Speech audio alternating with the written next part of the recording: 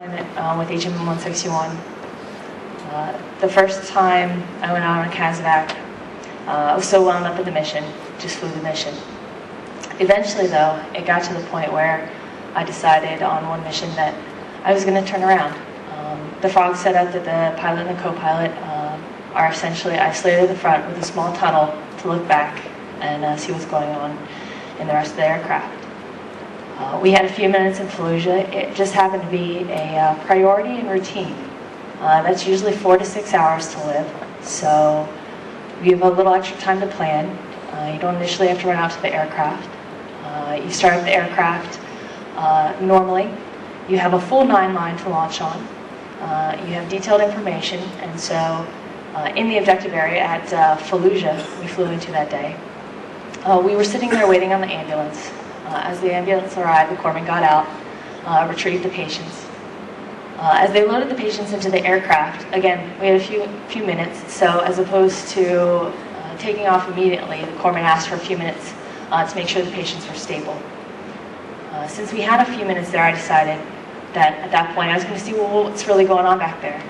There's not a lot of room back there when you have the litters strapped up to one side of the aircraft, corpsman sitting on the other side, 250 cows in front of the aircraft with the crew chief. So you've got 6 minimum of crew and a real small compartment to work in. So I just wanted to see how the dynamics are working back there. As I turn around, I can only recall seeing one thing. If everybody looks down today, you see everybody's got their boots on. And that's probably one thing I've associated with the military. Put our boots on in the morning, and it's pretty much the last thing to take off at the end of the day. Throughout the day, never take them off. You've probably never seen, hopefully, the feet of your brothers, your sisters in arms. Here in the States, garrison, sure, we'll go to the beach, pool in the summertime. But in times of war, in the combat zone, the boots never come off. When I turned around, the one thing I saw was a bear foot. That was the moment that I realized that individual was no longer fighting the same battle that the rest of us were fighting. We weren't in the same war. He was fighting a battle with himself, with time and with the injuries that he had sustained. I didn't know his name. I didn't know how he was injured. I just knew that that was someone's son.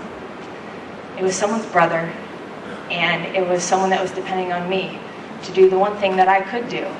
I could fly the aircraft. Like Dirt said, pull on everything that Jesus would give us.